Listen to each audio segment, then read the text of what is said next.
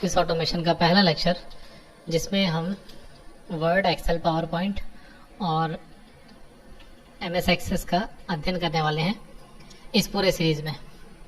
तो मैं आपको सबसे पहले बेसिक्स क्लियर करने के लिए ये लेक्चर बनाया हूँ कि आखिर ऑफिस ऑटोमेशन हम क्यों पढ़ते हैं, इसका इस्तेमाल कहाँ होता है, इसके क्या क्या एप्लीकेशंस हैं, इस बारे में।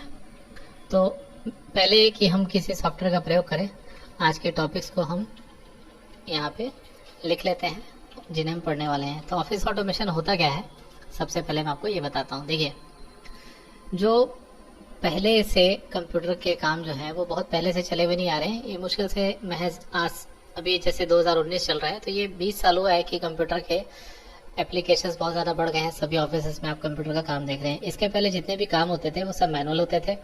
इन मैनुअल काम को, रजिस्टर लिखना, अकाउंट्स बनाना, इन सारी चीज़ों को अब कंप्यूटराइज कर दिया गया है। तो कंप्यूटराइज करने के साथ साथ ऐसे बहुत सारे सॉफ्टवेयर्स आते हैं जिसके द्वारा हम कंप्यूटर को, मतलब किसी भी कार्य को कंप्यूटराइज कर सकते हैं। तो शुरू के दौर में जो आपके सॉफ्टवेयर्स आते थे, इनमें टेक्स्ट एडिटर, वर्ड एडिटर और वर्ड प्रोसेसिंग सॉफ्टवेयर, ये तीनों चीज़ें अलग अलग हैं।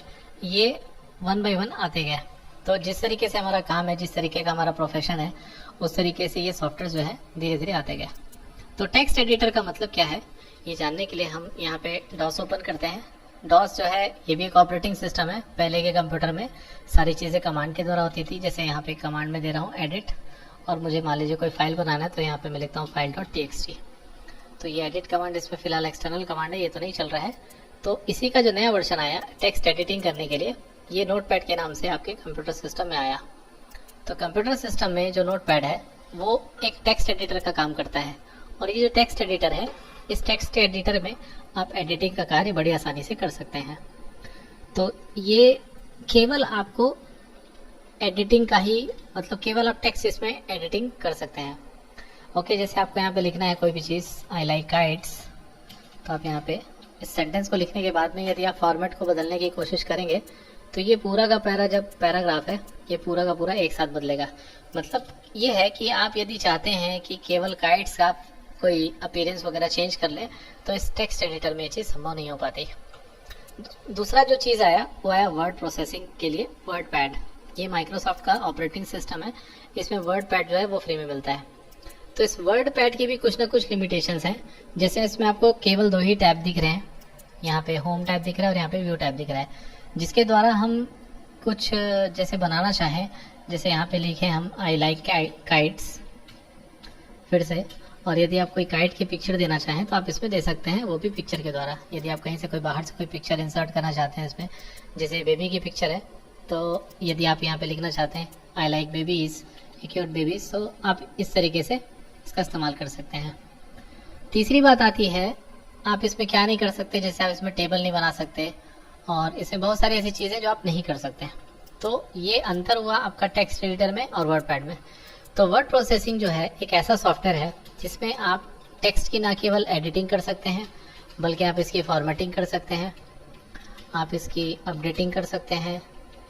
अपडेट करने का मतलब है आप इसे दोबारा फिर से एक नया स्वरूप दे सकते हैं, एक नया फॉर्म दे सकते हैं, अपडेटिंग कर सकते हैं, सेव कर सकते हैं, और इस प्रकार से बहुत सारे टास्क है जो आप वर्ड प्रोसेसिंग सॉफ्टवेयर में कर सकते हैं, जिसमें सबसे मेन होता है इसका एडिटिंग और फॉर्मेटिंग।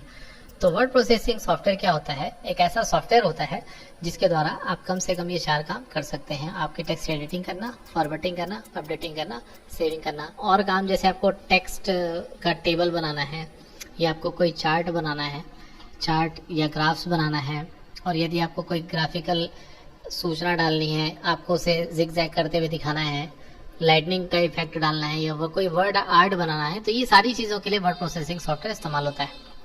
तो क्या वर्ड प्रोसेसिंग के लिए केवल माइक्रोसॉफ्ट वर्ड ही है? बिल्कुल ऐसा नहीं है। एमएस वर्ड के साथ साथ ऐसे बहुत सारे मार्केट में सॉफ्टवेयर्स हैं जिन्हें या तो आप गूगल भी कर सकते हैं। यहाँ पे आपको केवल टाइप करना है गूगल में जाकर वर्ड प्रोसेसिंग सॉफ्टवेयर्स, आपको लिस्ट ऑफ सॉफ्टवेयर्स मिल जाएंगे।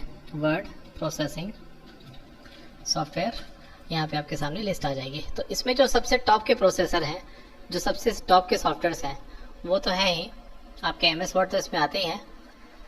और यहाँ पे आप अवेलेबिलिटी लिख लीजिए तो आपको शायद और अच्छे से मिल जाएगा। So there are number of different word processing applications, यहाँ पे लिखा हुआ है कि बहुत सारे वर्ड प्रोसेसिंग के सॉफ्टवेयर हैं। One of the most widely used is Word. Word मतलब MS वर्ड का सबसे ज़्यादा इस्तेमाल किया जाता है, which is part of Microsoft Office. Another widely used is WordPerfect, ये भी एक नाम है कोरल कॉर्पोरेशन का। और इसके बाद में आता है राइटर। राइटर जो है वो ओपन सोर्स है, जो कि ओपन ऑफिस का पार्ट है। तो आप चाहें तो यहाँ पे ओपन ऑफिस टाइप करके इस सॉफ्टवेयर को फ्रीली डाउनलोड कर सकते हैं। ये बिल्कुल, इसका कोई चार्जेस नहीं लगता, आप इसे डाउनलोड कर सकते हैं। और यदि आपके पास है माइक्रोसॉफ्ट वर्ड का लाइसेंस वर्जन है तो आप उसे इस्तेमाल कर सकते हैं। जैसे मेरे पास में 2007 जो है वो लाइसेंस्ड एक्टिवेटेड वर्जन है, इसका मैं इस्तेमाल एजुकेशन सिस्टम के लिए यहाँ पे कर रहा हूँ, ताकि आप लोगों को वर्ड प्रोसेसिंग का जो पूरा कार्य है इसमें आपको सिखा सकूँ। तो अब हम इसमें क्या कर सकते हैं, जैसे आप लिखेंगे आई लाइक काइट्स, तो आई लाइक काइट्स लिखने के बाद आप काइट्स के बारे में यहाँ पे पूरा, अगर आप सेपरेटली फॉन्ट चेंज करना चाहें तो कर सकते हैं। यही काम आप यदि नोटपैड में जाएंगे तो ये काम आप इसमें नहीं कर पा रहे थे। यदि आप काइट्स को सिलेक्शन करें या ना करें, आप जैसे ही फॉन्ट चेंज करेंगे, फॉन्ट जो है वो सभी की सभी चीज़ों का एक साथ चेंज हो जाएगा।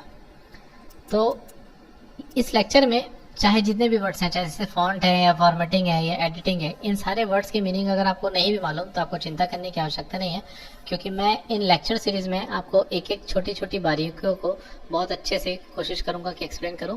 और मैं कोशिश ये भी करने वाला हूं कि प्रत्येक टैब जो है इसके, home tab, insert tab, page layout tab, इसको मैं एक एक लेक्चर में प्रत्येक एक इसमें जो कमांड्स बने हुए हैं उनका इस्तेमाल, उनके शॉर्टकट्स, उनके ट्रिक्स कैसे आप इस्तेमाल कर सकते हैं, किसका कहाँ पे प्रयोग है, ये सारी चीज़ों को मैं बताऊंगा। तो आज के लेक्चर में मेरा ये जो लेक्चर है मैंने सिर्फ इसलिए बनाया है कि आप ऑफिस ऑटोमेशन का क्यों प्रयोग करते हैं ये जान सकें। तो हमारे पास में प्रेजेंटेशन के लिए भी एक सॉफ्टवेयर होता है जिसमें प्रेजेंटेशन बनाते हैं। ये प्रेजेंटेशन सॉफ्टवेयर जो है पावर पॉइंट है। उसी प्रकार यदि आपको शीट बनानी हो तो आप माइक्रोसॉफ्ट ऑफिस के अंदर में माइक्रोसॉफ्ट एक्सेल है, इस एक्सेल का इस्तेमाल आप शीट बनाने के लिए कर सकते हैं। शीट मतलब एक टेबुलर शीट है जिसमें आप डाटा को एनालाइज कर सकेंगे, डेटा को आप इसमें कैलकुलेट कर सकेंगे, इसके द्वारा आप चार्ट बना सकेंगे, ग्राफ बना सकेंगे, जो आप वर्ड में बना सकते थे वो यहाँ पे बना सकेंगे। साथ ही साथ इसमें सिर्फ और सिर्फ टेबुलर डाटा का काम कर सकेंगे। और इसके बाद जो आखिरी आपका पैकेज है माइक्रोसॉफ्ट ऑफिस का, जो सबसे वाइडली यूज किया जाता है, उसका नाम है माइक्रोसॉफ्ट एक्सेस 2007। तो इसमें हम डेटाबेस बनाना सीखेंगे कि डेटाबेस क्या होता है, और इस तरीके से हम इसमें आगे बढ़ेंगे। तो ये जो है हमारा आज का लेक्चर जो है केवल इंट्रोडक्शन का है।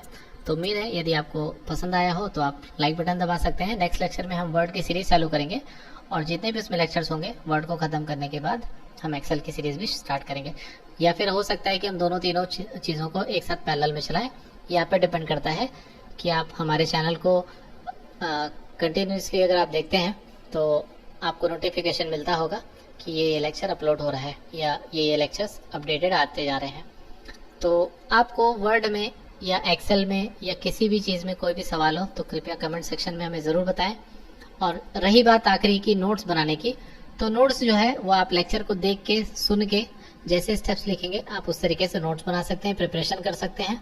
और नोट्स बनाने के बाद आप उसको खुद प्रैक्टिकल करके देखिए। प्रैक्टिकल करने के साथ ही आपको चीज़ कंठस्थ हो जाएगी और आप इस हिसाब से अपने एग्जामिनेशन में लिख भी पाएंगे बहुत अच्छे से। तो थैंक यू वेरी मच, और बने रहिए हमारे साथ। यदि आपने हमारे चैनल को सब्सक्राइब ना किया हो तो प्लीज़ हमें सपोर्ट करने के लिए, हमें मोटिवेट करने के लिए प्लीज़ हमारे चैनल को सब्सक्राइब कीजिए और लाइक कीजिए, शेयर कीजिए, ताकि ये चीज़ जो है वो ज़्यादा से ज़्यादा लोगों के पास पहुंच सके। थैंक यू वेरी मच, आपके प्यार का शुक्रिया।